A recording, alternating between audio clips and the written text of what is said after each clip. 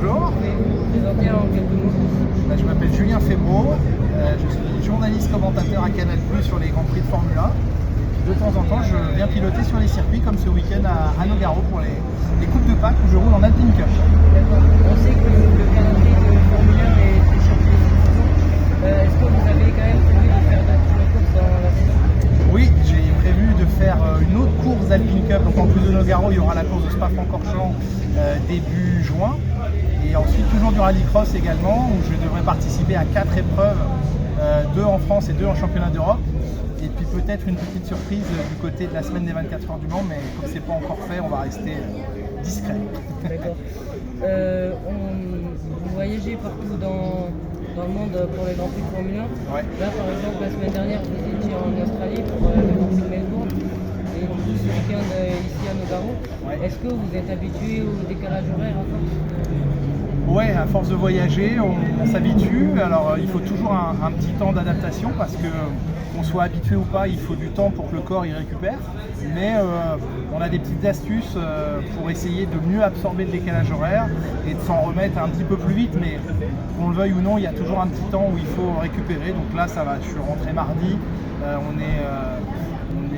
On est samedi. Donc j'ai réussi à récupérer. Et je suis prêt à repartir de nouveau du côté du Japon la semaine prochaine.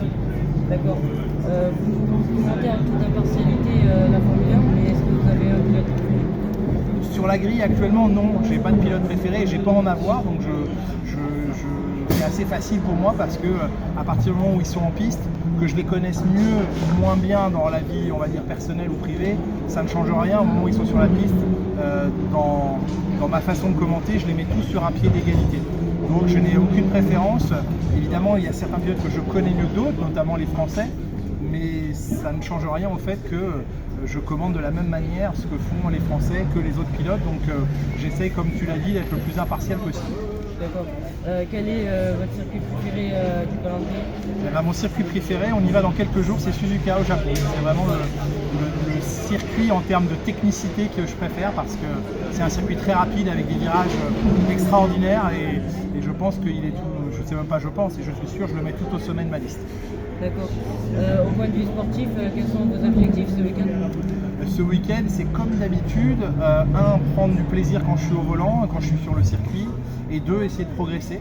Donc voilà, j'essaie de me concentrer sur les points à améliorer, il y en a beaucoup.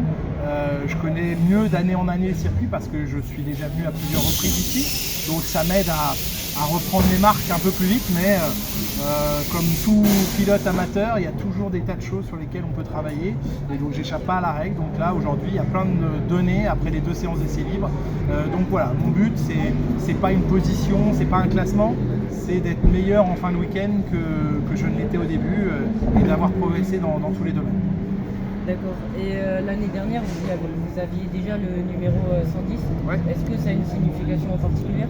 Alors oui, parce que le 110, c'est un lien que je fais avec l'Alpine à 110. Donc voilà, j'avais porté pour la première fois ce numéro quand j'étais venu rouler en Alpine Cup et je trouvais sympa de le garder parce que c'est un chiffre symbolique pour Alpine et donc je suis heureux de porter le 110 ce week-end. D'accord. Ben, merci du temps accordé. Eh ben, merci beaucoup et puis on se voit l'année prochaine du coup. Oui. Alors à l'année prochaine. Salut tout le monde.